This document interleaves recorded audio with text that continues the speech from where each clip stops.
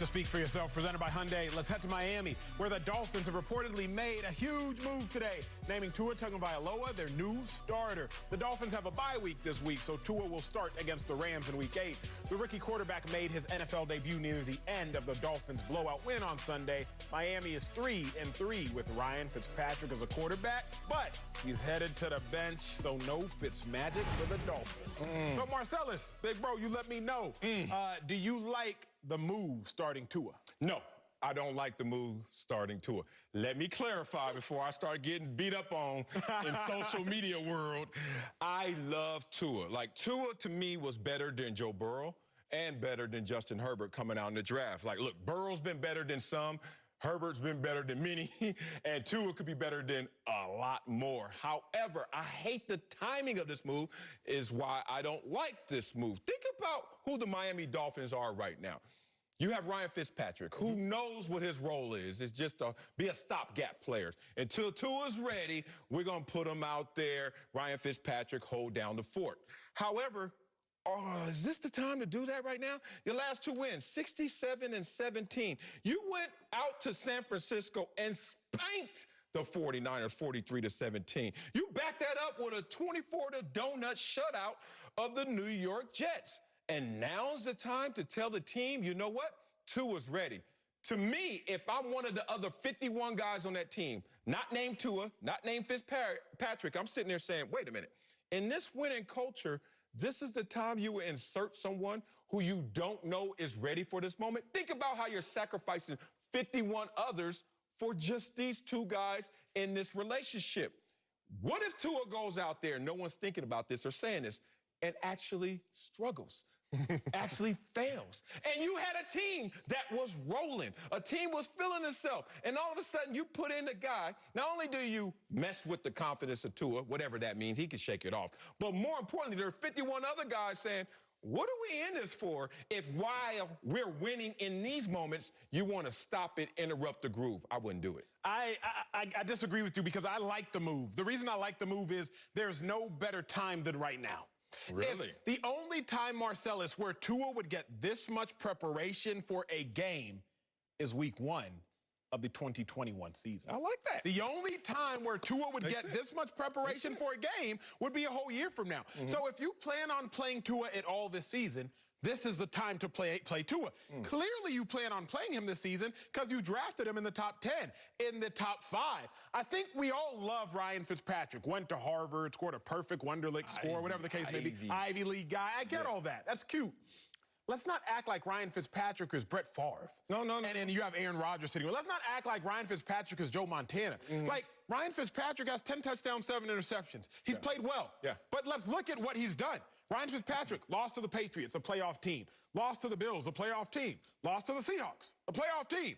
He beat the Jaguars, a team with quarterback ambiguity. He beat the 49ers, a team without a starting quarterback. Remember, Jimmy G came in and got benched. But he played. He did play. And they made him get benched. But he beats the 49ers and he beats the Jets. As I look at it, come on now, he beats the Jets. So you and I could have lined up on that field and probably contributed. Not right now, though. Not right now. I say this to say, Ryan Fitzpatrick, they're sitting at 3-3, second in the AFC East. Kudos to him. But if you're ever going to play Tua, now is the time to play Tua. You're not going to lose significant games, if any games, by playing Tua. And furthermore, even if you do, it's the price you pay for Tua. Like, you know, you might take a quick step back to jump leaps and bounds forward. I have no issue with it. I have an issue because you keep focusing in just on the quarterback. But as we learned yesterday with Andy Dalton being inserted because of Dak's injury, it's the surrounding parts that matter as much as who you're putting in there. Tua, his eye's going to be this big when he gets out there. I don't give a damn how good you were in college. And now you go out there behind the 26th ranked pass-blocking offensive line in the NFL. Now, most people will look at this team and say, oh, they only sacked Fitzpatrick 10 times. So what do you mean about the offensive line? I give you this example. Dak Prescott in his 5 games only was sacked 10 times. But he was able to hide the issues with their offensive line to a degree because of his veteran savvy and his ability to move around in the pocket, not just escape the pocket. So Dak Prescott gets sacked 10 times in 5 starts. And then Andy Dalton goes out there, offensive line, and get sacked 4 times without their best pass rusher in Chandler Jones. So now I look at this situation in Miami, I'm like, look, rookie, understand I've been covering up some warts out here. And it's not because I'm better than you, it's just because I'm more experienced than you. So these things will be coming at you fast. I just think it's a bad time. Instead of wait till next year, give them the off season, a real off season, not a Zoom off season, a real training camp, a real OTA session. I don't know what the hip's gonna do, but behind a porous offensive line with a bad hip, with big bubble eyes, because this is your first game playing, and you actually are playing for some stakes, may be disastrous. Here's my counter to that argument, because I've heard that a lot and I've seen it a lot on Twitter. The Dolphins can't wait for their offensive line to get better to play Tua.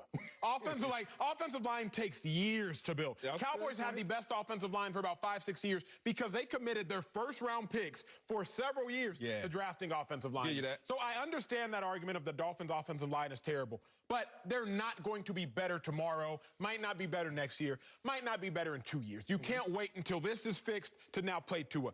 The other thing is, Marcellus, do the Dolphins just want to be average? And I submit that they don't. You can play Fitzpatrick this whole season. Right now, you're 3-3. You'll likely go 8-8, 7-9, 9-7. Okay. The Dolphins aren't playing for that. If I am one of the other 51 guys in the locker room, not named Tua, not named Fitzpatrick, I don't just want to be average. And so I would rather take the chance to be great and maybe be sorry as opposed to just being average. Again, I live the casino life, so I speak in casino terms. How much money you lose? Bruh, what they say, scared money don't do what? They don't make no money. Scared money don't make no money. Yeah. Ryan Fitzpatrick is playing with scared money. Yeah, that's and you can play with scared money at the casino, and you'll be up about $100 after an hour, or down $100 an hour.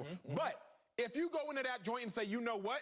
Scared money don't make no money. Let's go to the high limit tables and pop, then you might be up about 10 bands in 5 minutes. Or you might be up about and you're the one helping build new casinos, and that's what usually happens. Here's the thing. If I'm on a team, be real. If you're a Miami Dolphin, first of all, applause, no state tax. Second of all, applause again, you live in Miami. Damn, you never lose a game, even if you, those 3 hours, put them to the side, you're in Miami. Here's the real, 67-17, I keep bringing that up because timing matters.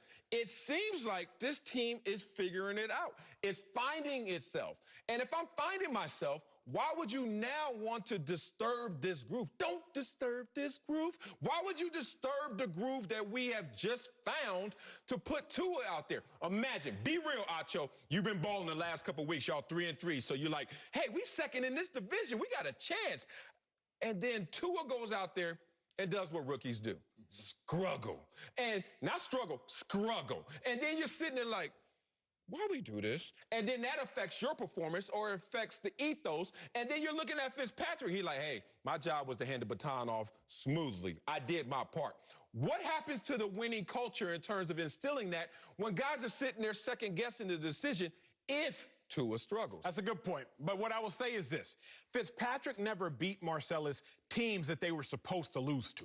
Fitzpatrick just didn't lose. 49ers? 49ers without Jimmy G, or 49ers with half. 49ers with the half Jimmy G. I don't think, I mean, remember, the Eagles beat the Niners.